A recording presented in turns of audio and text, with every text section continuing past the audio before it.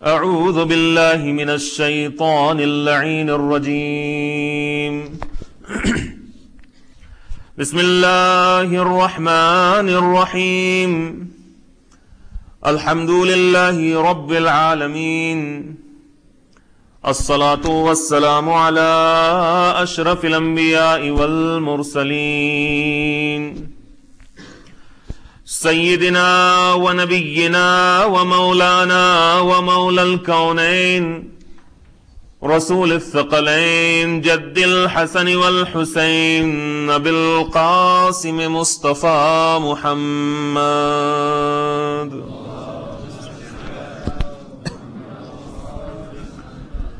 وآله الطيبين الطاهرين المعصومين المظلومين المكرمين المطهرين المنتجبين المنتخبين والعاقبة للمتقين والجنة للمطيعين والنار للعاصين واللعنة الدائمة الباقية على أعدائهم من الآن إلى قيام يوم الدين أما بعد فقد قال رسول الله صلى الله عليه وآله وسلم الحسن والحسين سيدا شباب أهل الجنة صلوات پڑھیں محمد وعلى محمد بسم الله الرحمن الرحيم رب اشرح لي صدري ويسر لي أمري واحلل عقدة من لساني يفقهوا قولي عزیزان محترم، اہل بیت علیہ السلام کے چاہنے والوں، یہ میرے لیے ایک بڑی سعادت کی بات ہے کہ آپ حضرات کی خدمت میں عشرہ زینبیہ کو خطاب کرنے کا مجھے شرف حاصل ہو رہا ہے، اور شرف تو ہے ہی، لیکن اس کے ساتھ ساتھ ایک بڑی ذمہ داری بھی ہے، بہت بڑی رسپانسبلٹی بھی ہے، اس لیے کہ اس منبر کا حق، کچھ حق ہے ہمارے اوپر کہ جس کو ہم کو ادا کرنا ہوتا ہے اور کرنا چاہیے ہے۔ اس چیز کو ذہن میں رکھتے ہوئے کوشش یہ رہے گی کہ وہ باتیں آپ کے سامنے پیش کی جائیں کہ جو ہمارے لیے اس وقت آج کے ماڈرن زمانے میں فائدے مند اور مفید اور بینیفیشل ہوں۔ اس وجہ سے میں نے جس ٹاپک یا جس سبجیکٹ کو چنا ہے وہ ہے family related issues, family life in Islam. عنوان جو ہے وہ بہت بڑا ہے، عنوان بہت بڑا ہے، اور اس کے ذیل میں بہت سی باتیں جو ہیں وہ کہی جا سکتی ہیں اور عرض کی جا سکتی ہیں۔ تو میں کچھ اشارے آپ کے سامنے عرض کر رہا ہوں۔ جیسے اس کے ذیل میں جو ہے ہم آپ کے سامنے یوتھس کے جو ایشوز ہیں ان کو ڈسکس کریں گے تھوڑا سا، اور ہماری our responsibilities and our duties towards our youths، ایک چیز۔ دوسری چیز some of the marital issues، family life میں marital issues، ان کو کوشش کریں گے ڈسکس کریں۔ تربیت اولاد، اپ برنگنگ آف چلڈرن، اس کو ہم آپ کے سامنے کوشش کریں گے ڈسکس کرنے کی۔ حجاب one of the issues, family related issues, اس کو ہم آپ کے سامنے جو ہے وہ کوشش کریں گے۔ اسی طرح سے رائٹس آف ویمن ان اسلام، اس کے اوپر تھوڑی سی گفتگو کریں گے۔ And over all family life کس طرح سے ہونا چاہیے ہے، اس کو کوشش کریں گے آپ کے سامنے بیان کرنے کی۔ اور ہر ٹاپک جو میں نے آپ کے سامنے عرض کیا ہے، ہر ٹاپک جو ہے تقریباً ایک پورے عشرے کا ٹاپک ہے کہ جس کو ہم آپ کے سامنے کوشش کریں گے سمرائز کر کے پیش کرنے کی. یہ تو پہلی چیز ہوگی کہ موضوع کیا ہے اس کو بیان کرنا. دوسری چیز جو ہے وہ یہ ہے کہ اس عشرے میں جو بھی مجلسیں ہوں گی اس میں اس چیز کو ہم بھول جائیں کہ کوئی خطابت اور ذاکری یہاں پر ہوگی. خطابت اور ذاکری ہم کو نہیں آتی ہے. خطابت اور ذاکری جو ہوتی ہے وہ انڈیا پاکستان میں ہوتی ہے اور دوسری جگہوں پہ بھی ہوتی ہے, لیکن اس کا انداز, اس کا طریقہ, اس کا وہ سب الگ ہوتا ہے ایک دم. تو ہمارے پاس وہ فن نہیں ہے. میں ممبر پہ سے اعتراف کروں, میرے پاس وہ فن نہیں ہے کہ میں آپ کے سامنے ذاکری کر کے جو ہے دکھاؤں, نہیں ہے میرے پاس. آپ یہ سمجھ لیے کہ ایک درس ہے, درس ہے کہ جو اس میں ہم بھی سیکھیں گے, آپ بھی سیکھیں گے, ہم بھی سیکھیں گے, آپ بھی سیکھیں گے, آپ بھی فیڈ بیک دیں گے, انشاءاللہ ہم بھی کوشش کریں گے کچھ جو ہے وہ عرض کرنے کی. دوسری بات, تیسری بات جو ہے وہ ہمارے ذہن میں جو ہے وہ اگر یہ ہو کہ مزہ آئے گا تو شاید مزہ نہیں آئے. تو اس وجہ سے پہلے سے ہی میں بتا دے رہا ہوں شاید مزہ نہ آئے, کیونکہ شاید کچھ کڑوی باتیں بھی سامنے آ جائیں, کچھ کڑوی باتیں سامنے آ جائیں, کچھ حقیقتیں سامنے آ جائیں جس سے ہم سب بھاگتے ہوں, تو اس میں شاید مزہ نہ آئے. تو بھی پہلے سے میں بتا دوں. چوتھی بات یہ ہے کہ جو بہت امپورٹنٹ ہے کہ اس مجلس سے, اس ممبر سے کسی کو ٹارگٹ کرنا میں یہ سمجھتا ہوں کہ جائز نہیں ہے. تو میں کسی پرٹیکولر شخصیت کو, پرسنالٹی کو, گروپ کو, پارٹی کو, کسی کو میں ٹارگٹ جو ہے وہ نہیں کرنے کے لیے بیٹھا ہوں. یہاں پر ایک جنرل ڈسکشن ہوگا, جنرل بات ہوگی, اس میں انشاءاللہ کوشش کریں گے کہ اگر ہمارے اندر کچھ کمیاں ہیں تو اس کو ہم امپروو کریں, ان کو ہم ریکٹیفائی کریں, دور کریں. اس کا مطلب یہ ہے, اس کا مطلب یہ نہیں ہے کہ میں آ کے جو ہے پن پوائنٹ کروں کہ اس آدمی کے اندر یہ کمی پائی جاتی. No, that is not the purpose اور گول آف دس مجلس. مجلس کا مقصد جو ہے وہ یہ نہیں ہے. تو یہ 4-5 چیزیں ہیں کہ جو میں چاہتا تھا کہ آپ کے ذہن میں پہلے سے آ جائیں. پہلے تو موضوع پتا ہونا چاہیے. دوسری بات یہ ہے کہ کیا باتیں ہوں گی, ڈسکس ہوں گی. دوسری بات یہ ہے کہ یہ فن یہاں پر کچھ نہیں دکھانا, میں خطابت آپ کے سامنے نہیں کر پاؤں گا, مزہ شاید نہ آئے, اور میں کسی کو ٹارگٹ کرنے کے لیے نہیں بیٹھا ہوں. صلوات پڑھیں محمد و آل محمد.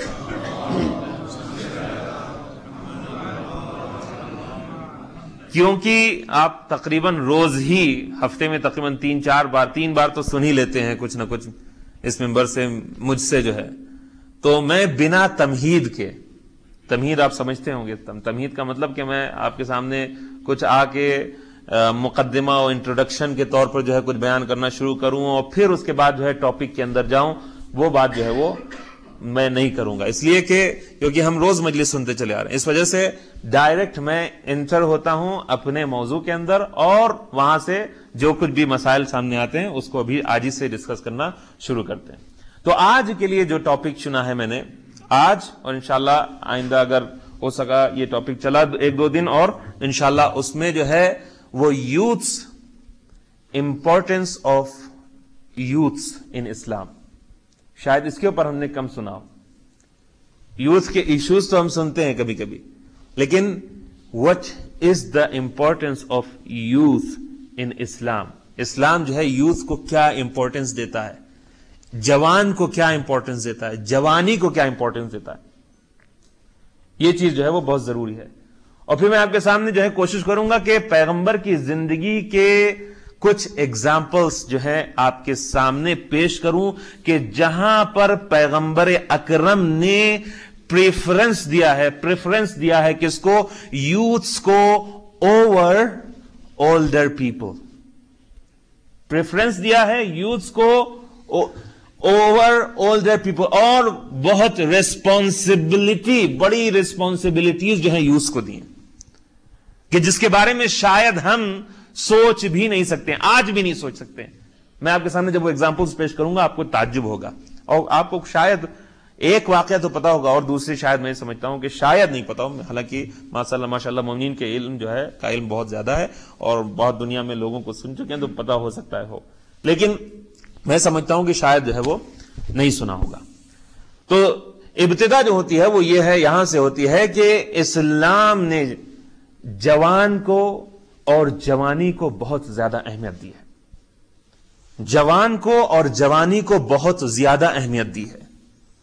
اس کی وجہ یہ ہے، اس کی وجہ آپ اگر دیکھیں تو انسان کی جو لائف بنتی ہے یا بگڑتی ہے، انسان کی لائف میں وہ سکسیسفل ہوگا یا انسکسیسفل ہوگا آگے جا کے، وہ سب کا سب جو ہے اس کی جوانی میں ہی اس کی جو فاؤنڈیشن ہوتی ہے، بنیاد پڑ جاتی ہے۔ اگر جوانی میں انسان اچھی طرح سے اس نے علم کو حاصل کیا، اس نے اپنے آپ کو بنایا، اپنے آپ کو سنوارا، اپنے آپ کو اپنے اندر کچھ کوالٹیز کو پیدا کیا، اسکلز کو پیدا کیا، تو پھر یہ جوان جو ہے آگے جا کے فیوچر میں سکسیسفل ہو جائے گا۔ اور اسپیشلی خاص طور سے جوانی کا تعلق آخرت سے بہت بڑا ہے، جوانی کا تعلق آخرت سے بہت بڑا ہے۔ جوان کی عبادت ایک بوڑھے کی عبادت سے زیادہ اہمیت رکھتی ہے، اور اس کا کچھ موقعوں کے اوپر کہا جا سکتا ہے کہ اس میں زیادہ ثواب ہے ایک جوان کو کہ جو بوڑھے کو وہ ثواب شاید نہ ملے۔ یہاں پر ڈسکریمنیشن نہیں ہے۔ کیوں ہے ایسا، وہ بھی میں آپ کے سامنے عرض کروں گا۔ کیوں ہے ایسا کہ جوان کو اتنی زیادہ کیوں اہمیت دی جا رہی ہے؟ سب سے پہلے تو میں آپ کے سامنے اس کا جو نیگیٹو آسپیکٹ ہے تھوڑا سا میں بیان کروں، وہ یہ ہے کہ جوانی میں انسان اگر بگڑ گیا، جوانی میں اگر انسان بگڑ گیا تو کہتے نہیں ہے کہ اگر دیوار جو ہے وہ شروع سے کج ہو گئی، ٹیڑھی ہو گئی، آپ ایک جو ہے وہ دیوار بنا رہے ہیں اور دیوار جو ہے تھوڑی سی ٹیڑھی ہو گئی، تو اب آپ اوپر چاہے جتنی بھی اوپر لیتے جائیے وہ ٹیڑھی ہی رہے گی، وہ جو ہے وہ کیونکہ نیچے سے خراب ہو گئی ہے، اوپر جا کے اب اس کو صحیح نہیں کر سکتے، کیونکہ نیچے سے خراب ہو گئی ہے، اس وجہ سے اوپر جا کے صحیح نہیں کر سکتے ہیں۔ اسی وجہ سے کہا کہ جوانی انسان کو جو ہے وہ انسان کو خراب کر سکتی ہے، برباد کر سکتی ہے۔ اب حدیثوں میں آپ کو پہلے سنانا چاہتا ہوں، سنیے۔ امام علیہ السلام فرماتے ہیں کہ دنیا میں 4 نشے ہیں، 4 نشے ہیں۔ دولت کا نشہ ہے اور بہت سے نشے ہیں، وہ مجھے بیان نہیں کرنا۔ اس میں سے ایک جوانی کا بھی نشہ ہے۔ جوانی مستی کا نام ہے، جوانی جوش کا نام ہے، جوانی پیشن کا نام ہے، جوانی پاور کا نام ہے، جوانی طاقت کا نام ہے، جوانی ایموشنز کا نام ہے۔ جوانی جو ہے وہ یوں سمجھ لیے کہ ایکسپیرینس اور تجربہ اور ٹیسٹ کرنے کا نام ہے۔ انسان جو ہے جوانی میں ہر چیز کو ٹیسٹ کرنا چاہتا ہے، جوانی میں ہر چیز کا مزہ لینا چاہتا ہے۔ انسان جو ہے جوانی میں اگر سوکھی روٹی بھی کھائے تو اس کو مزہ آتا ہے۔ جوانی میں انسان کی جو شہوت ہوتی ہے، شہوت آپ کو پتا ہے، انسان کے اندر جو شہوت ہوتی ہے وہ بہت زیادہ اپنی پیک کے اوپر ہوتی ہے، ایپیکس کے اوپر ہوتی ہے، ہائٹ کے اوپر ہوتی ہے، اور تھوڑی سی بھی چیز میں اس کو بہت زیادہ مزہ آتا ہے۔ اسی وجہ سے انسان جوانی میں اس کے پاس عقل تو ہوتی ہے، انٹلیکٹ ہوتی ہے، لیکن اس کو یہ پتا نہیں ہوتا ہے کہ اس عقل کو یوز کیسے کرنا ہے۔ اسی طرح سے انسان کے پاس جو ہے وہ اور بھی جو پاورز ہوتی ہیں وہ سب ہوتی ہیں، لیکن اس کو یہ پتا نہیں ہوتا ہے کہ کس طرح سے یوز کرنا ہے اس پاور کو۔ اسی وجہ سے ہمارے پیغمبر جو ہے وہ فرماتے ہیں، کیا فرماتے ہیں؟ فرماتے ہیں کہ الشباب شعبۃ من الجنون۔ یہ حدیث میں آپ کے سامنے سنا رہا ہوں۔ الشباب شعبۃ من الجنون، یعنی جوانی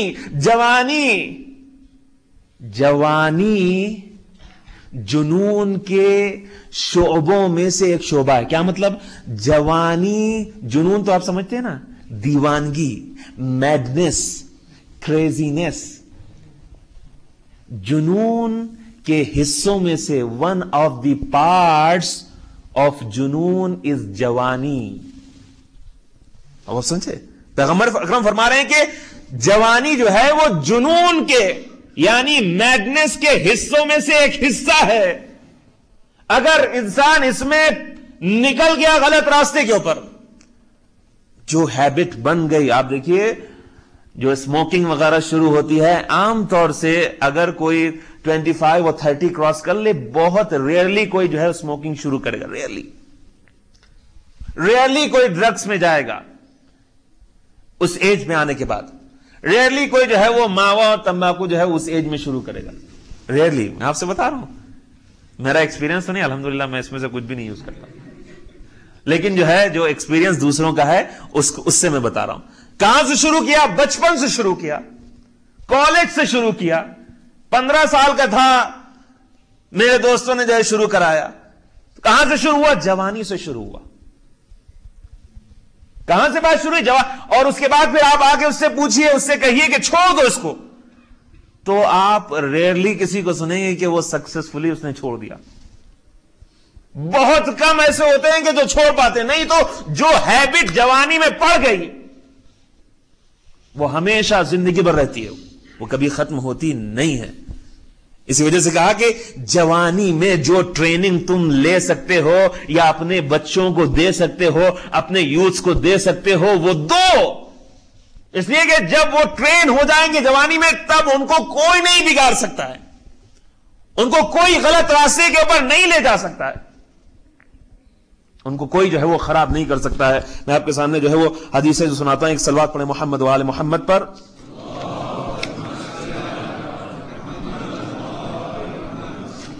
پیغمبر اکرم کی جو ہے وہ بہت ہی مشہور حدیثیں ہیں کہ جو بہت امپورٹنٹ بھی حدیثیں ہیں، اور شاید ہم نے اس سے پہلے شاید نہیں سنی ہو. ایک تو میں نے آپ کے سامنے سنا دی، الشباب شعبۃ من الجنون، یہ تو ہو گئی. دوسری حدیث جو ہے خیر شبابکم من تشبہ بکہولکم وشر کہولکم من تشبہ بشبابکم. یعنی تمہارے جو بیسٹ یوتھس ہیں، تمہارے جو بیسٹ جوان ہیں، کون سے جوان ہیں؟ کہا کہ تمہارے بیسٹ جوان وہ ہیں کہ جو تمہارے جو بڑے ہیں، بزرگ ہیں، ان کے جیسے اپنے آپ کو بنانے کی کوشش کرتے ہیں. جو بیسٹ یوتھ ہیں وہ کوشش کرتے ہیں کہ سکلز کو ایکوائر کریں، ایکسپیرینس کو حاصل کریں، اور پھر وہ کہتے ہیں کہ تمہارے بدترین بوڑھے لوگ وہ ہیں، سوری میں کسی کو آفینڈ نہیں کر رہا ہوں، میں نے پہلے سے کہہ دیا، تمہارے سب سے برے بوڑھے لوگ وہ ہیں کہ جو اپنے آپ کو جوانوں کی طرح سے بنانے کی کوشش کریں. یہ حدیث میں آپ کو سنا، آتھینٹک حدیثوں میں سے، آتھینٹک حدیثوں میں سے. تو کہا کہ جوان کے لیے یہ اچھا ہے کہ وہ اپنی زندگی میں اپنے آپ کو ایکسپیرینس حاصل کر کے اپنے آپ کو بڑا بنائیں، اپنے آپ کو اونچا بنائیں، اپنے آپ کو بہتر بنائیں. لیکن ایک بوڑھے کے لیے، ایک مڈل ایجڈ آدمی کے لیے یہ اچھی بات نہیں ہے کہ وہ اپنے آپ کو بچوں کے جیسا اور جوانوں کے جیسا جو ہے وہ دکھانے کی کوشش کرے. اچھی چیز نہیں ہے. کیوں؟ اسلام جو ہے it's about respect, it's about honour. اور one of the ways to earn respect یہ ہے کہ آدمی جس ایج کا ہے ویسے بہیو کرے. خیر وہ میرا موضوع نہیں ہے. پھر جو ہے وہ مولا علیہ السلام جوانی کے امپورٹنس میں فرماتے ہیں شیئان دو چیزیں ہیں، لا یعرف فضلہما الا من فقدہما، الشباب والعافیہ. دو ایسی چیزیں ہیں کہ جن کی اہمیت کو انسان اس وقت تک کے نہیں سمجھ پاتا جب تک کہ ان کو اپنے ہاتھ سے کھو نہیں دیتا ہے. دو چیزیں ایسی ہیں، اور واقعا ایک کی تو میں بتا سکتا ہوں ایکسپیرینس.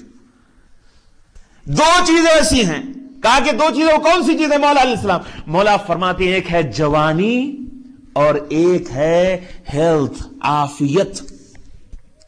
جب ان میں سے کوئی ایک بھی چلا جاتا ہے تو انسان کو بہت افسوس ہوتا ہے، اور پھر جانے کے بعد اس کا پلٹ کے آ پانا آلموسٹ ناممکن ہوتا ہے، تقریباً جو ہے وہ ناممکن ہوتا ہے. یہ آپ کو میں نے سنایا. اب جو ہے وہ ایک اور حدیث سن لیے، پھر اس کے بعد جو ہے وہ بات کو جو ہے آگے میں بڑھاتا ہوں. مولا علیہ السلام فرماتے ہیں انما قلب الحدث کالارض الخالیہ ما القی فیہا من شیء قبلتہ.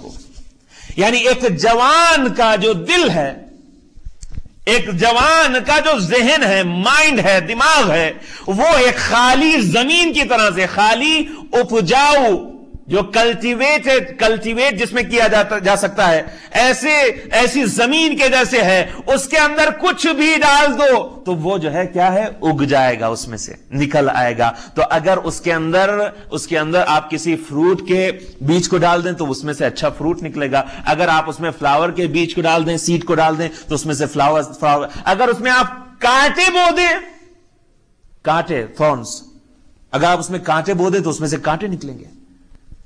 تو جوان کا جو دل ہے وہ ایک پاک مٹی کی طرح سے، پاک زمین کی طرح سے، بہت امپورٹنٹ ہے ہمارے لیے۔ اب یہاں پر سے میں تھوڑا سا ٹرن لیتا ہوں اور اب میں کچھ سخت کوشچنز میں پوچھنا چاہتا ہوں۔ آپ یہ دیکھیے کہ دنیا کے اندر جو ہے بہت سے ایسے کنٹریز ہیں جہاں پر منسٹری آف یوتھس اور منسٹری فار یوتھس، جو بھی آپ کہہ سکتے ہیں، کچھ ایسے کنٹریز ہیں جہاں پر انہوں نے ایک منسٹری، وزارت قائم کی ہے، بنائی ہے، اسٹیبلش کی ہے، کس کے لیے؟ یوتھس کے لیے، جوانوں کے لیے۔ اور کچھ جگہوں پہ آپ جائیں گے، خاص طور سے آپ اپنے دشمنوں کو دیکھیے، خاص طور سے ہم اپنے دشمنوں کو دیکھیں کہ وہ کتنا زیادہ جوانوں کے اوپر کام کر رہے ہیں۔ یوں سمجھ لیے کہ 99% جو مٹیریل جو بھی یوز کرتے ہیں ہمارے youth, that is coming from the west. Movies, TV وی چینلز، sites, websites, literatures, that means magazines, books, CDs, DVDs, the list is endless. The list is endless. لوگ کہتے ہیں کہ بھائی جوانوں کے اوپر مجلس کا اثر نہیں ہو رہا ہے، یہ کامن، جوانوں کے اوپر مجلس کا اثر نہیں۔ جوانوں کی بات ہے، میں کہہ رہا ہوں کہ بوڑھوں پہ اثر نہیں ہو رہا، جوانوں کی تو خالی بیچاروں کی اثر نہیں ہو رہا مجلس کا۔ بھائی کیسے اثر ہو؟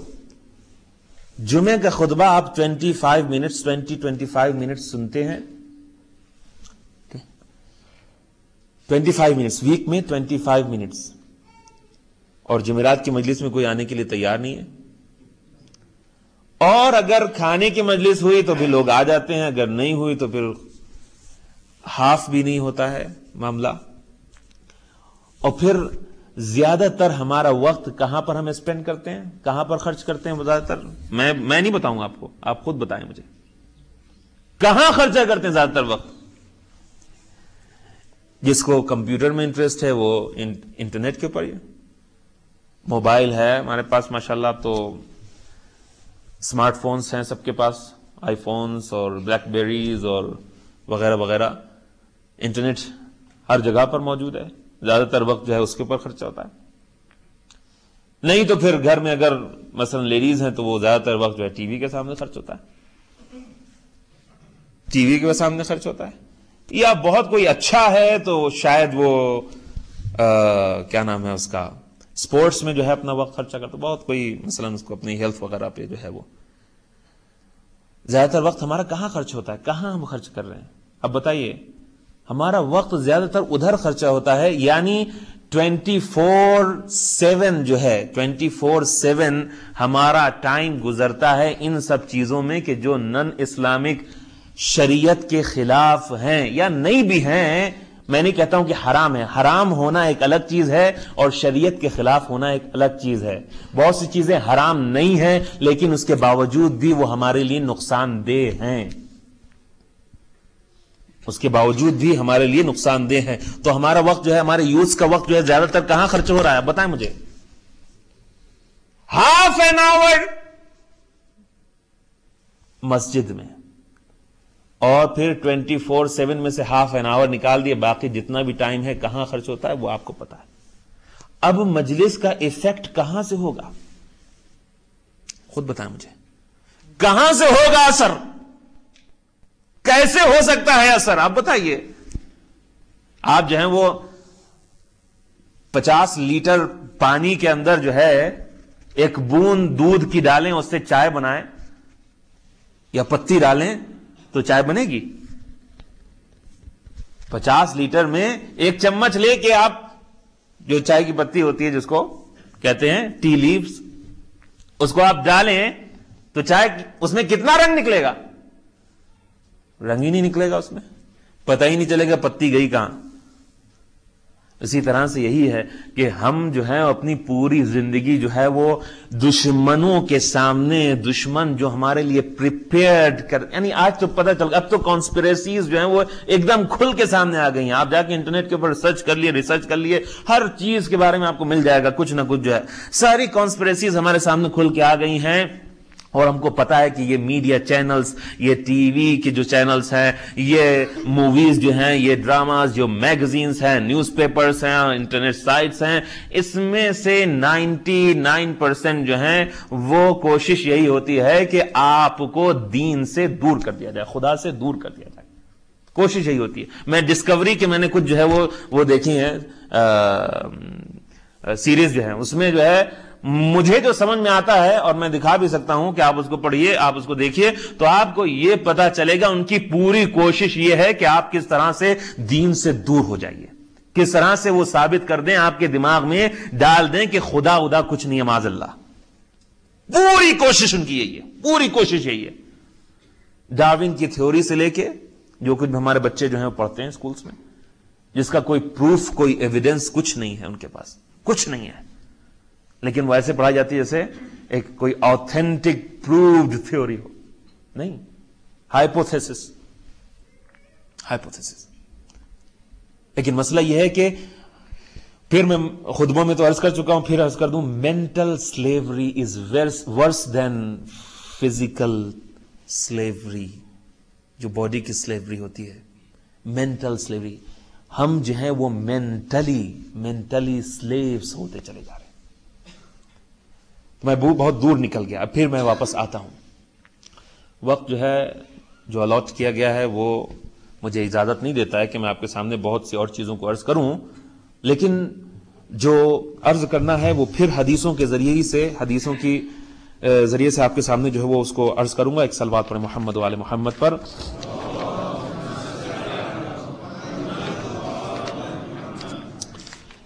آپ یہ غور کیجئے کہ ہمارے اماموں نے کتنی جو ہے وہ سخت جو ہے وہ باتیں کہی ہیں جوانی کے سلسلے میں, جوانوں کے سلسلے میں.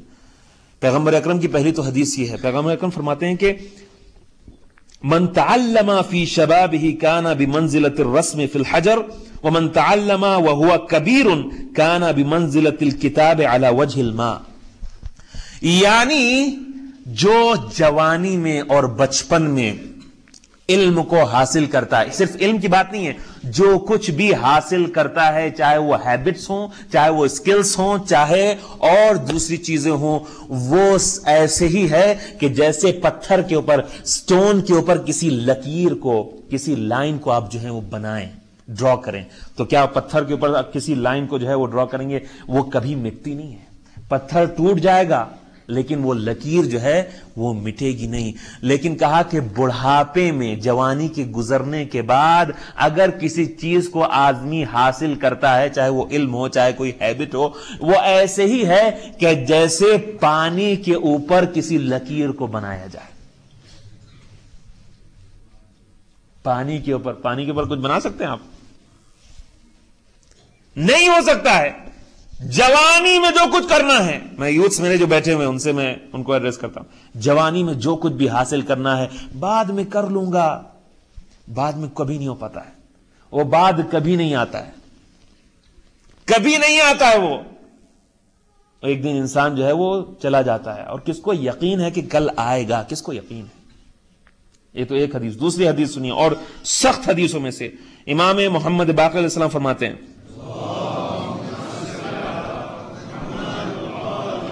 من تعلم فی شباب لو اتیت بشاب من شباب الشیعۃ لا يتفقه فی الدین لأدبته.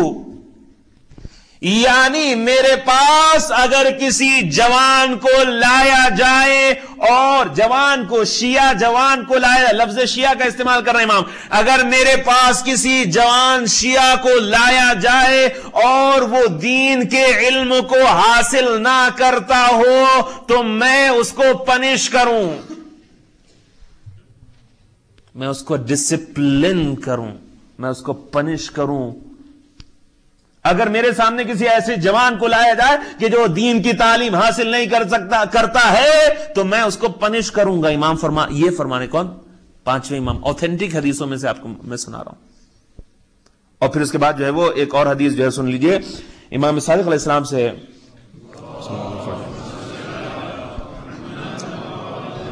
لست احب ان ارى الشاب منكم الا غاديا في حالين، اما عالما او متعلما، فان لم يفعل فرط، وان فرط ضيع، وان ضيع اثم، وان اثم سكن النار والذي بعث محمدا بالحق۔ یعنی مجھے پسند نہیں ہے، I don't like، کیا چیز؟ ان ارى، to see a young man or young person، إِلَّا مِنْكُمْ، from you، إِلَّا غَادِيًا فِي حَالَيْن، to be in two conditions، two situations، except for these two situations۔ کیا؟ میں تم میں سے، مجھے پسند نہیں ہے کہ میں تم لوگوں میں سے کسی جوان کو ان دو حالتوں میں سے کسی ایک حالت کے سوائے دیکھوں۔ کہا کون سی حالتیں ہیں؟ کہا کہ یا تو معلمن او متعلمن، یا تو وہ کسی کو پڑھاتا ہو، سکھاتا ہو، یا وہ سیکھتا ہو۔ ان دو حالتوں کے علاوہ جوان اگر کسی تیسری حالت میں ہے تو کہا، پھر حدیث میں آگے ہے، اگر اس کے علاوہ کچھ ہے تو وہ فرطا، وہ تفریط کر رہا ہے، یعنی وہ غلطی کر رہا ہے، اور جو غلطی کر رہا ہے ضیع، ہی از لاسٹ، جو غلطی کر رہا ہے وہ کھو گیا، اور جو کھو گیا وہ گناہ میں پڑ گیا، اور جو گناہ میں پڑ گیا اس کا ٹھکانہ، پیغمبر کی قسم، خدا کی قسم کھا کے امام فرماتے ہیں کہ وہ اس کا ٹھکانہ جہنم میں ہے۔ یعنی امام دیکھنا چاہتے ہیں کہ ہمارے یہ یوتھس ہیں، ہمارے جو جوان ہیں، وہ دو حالتوں کے علاوہ تیسری حالت میں نہ ہوں، یا تو وہ سکھاتے ہوئے ہوں یا وہ کچھ سیکھتے ہوئے ہوں۔ اب ہم خود دیکھیں کہ ہم نے خود اپنے جوانوں کو کہاں پر رکھ دیا ہے، کہاں پر ہیں وہ ہمارے جوان۔ عزیزان محترم، میں نے ایک پارٹ تو اس کا آپ کے سامنے عرض کیا کہ دشمن کیا کر رہا ہے، لیکن دوسرا پارٹ میں ابھی آپ کے سامنے پوچھ رہا ہوں کہ ہم نے اپنے یوتھس کے لیے کتنے ٹی وی چینلز جو ہیں وہ کھولے ہیں، کتنی موویز ہم نے بنائی ہیں ان کے لیے، کتنی بکس ہیں، کتنی ویب سائٹس ہیں ہمارے پاس، کتنا مٹیریل ہے ہمارے پاس، سی ڈیز اور ڈی وی ڈیز اور اس طرح کا کتنا مٹیریل ہے ہمارے پاس۔ عزیزان محترم، کچھ بھی نہیں ہے، بہت کم۔ ایران میں کچھ کام ہو رہا ہے، ایران میں کچھ کام ہو رہا ہے یقینی طور پہ،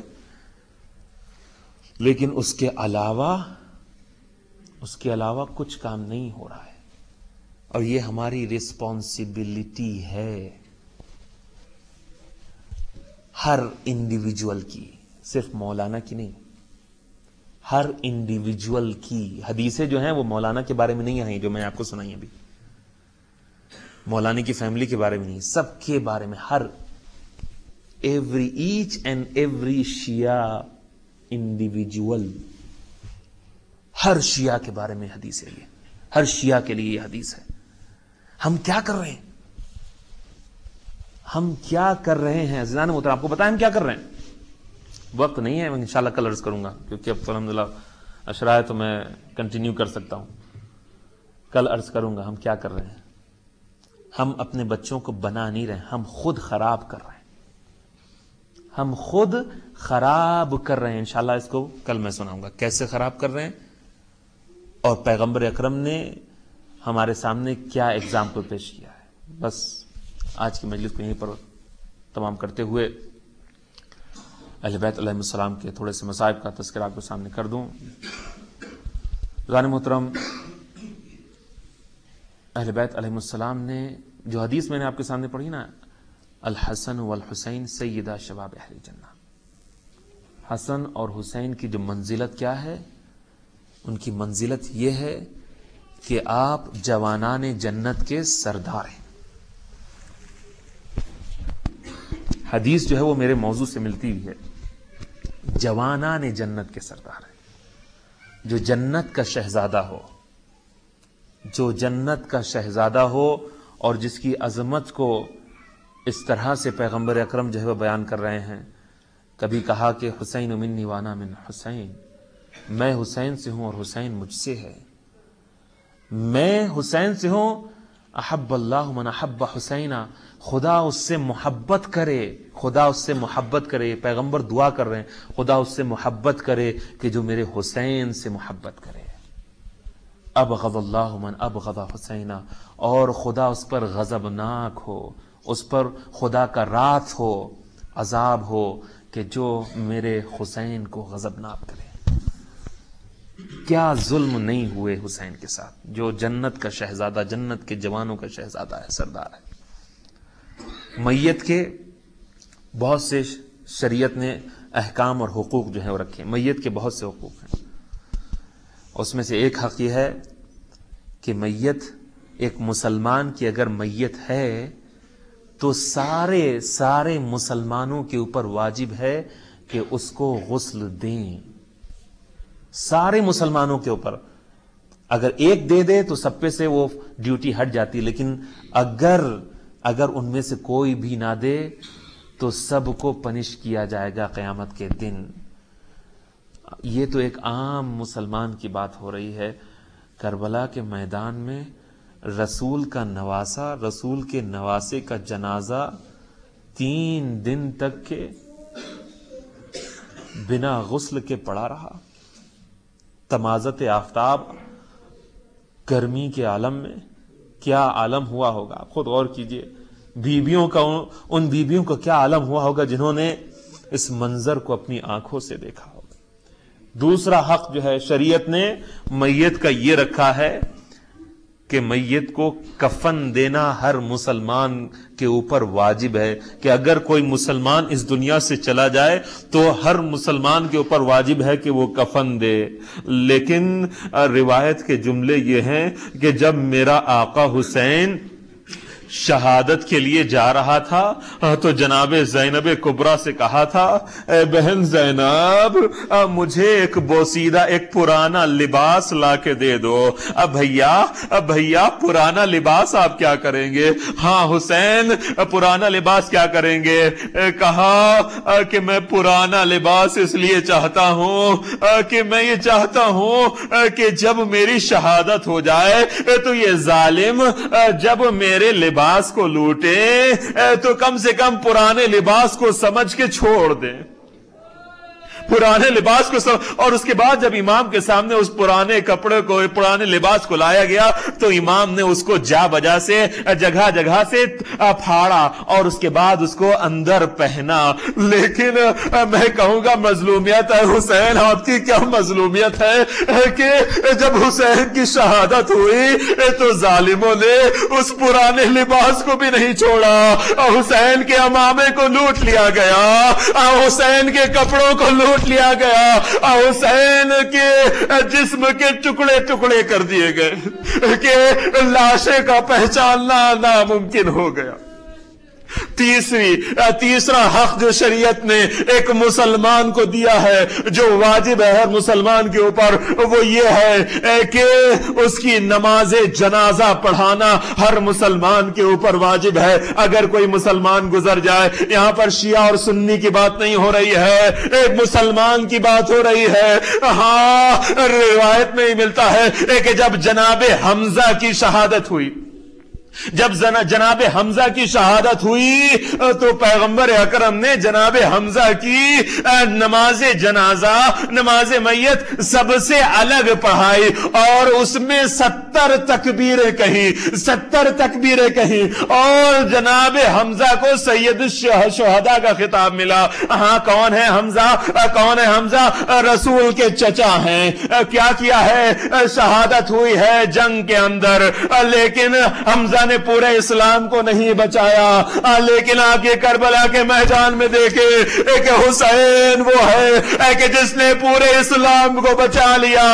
یہ ظالم ایسے ظالم تھے کہ جنہوں نے اپنے نجس جنازوں کو کفن دیا، اپنے نجس جنازوں کو دفن کیا، نماز جنازہ پڑھائی، لیکن رسول کا نواسا، زہرا کا لاڈلا بے گور و کفن تپتی زمین پر پڑا ہوا ہے. ہائے میرا بیمار امام کتنا مظلوم ہے، ہاتھوں میں ہتھکڑیاں ہے، پیروں میں بیڑیاں ہے، گلے میں توقے خاردار ہے. کفن دینا چاہے تو کس طرح سے کفن دے، دفن کرنا چاہے تو کس طرح سے دفن کرے. ہائے مظلومیت. الا لعنت اللہ علی القوم الظالمین سيعلم الذین ظلموا ای منقلب ينقلبون. انا للہ و انا الیہ راجعون. ماتم حسین.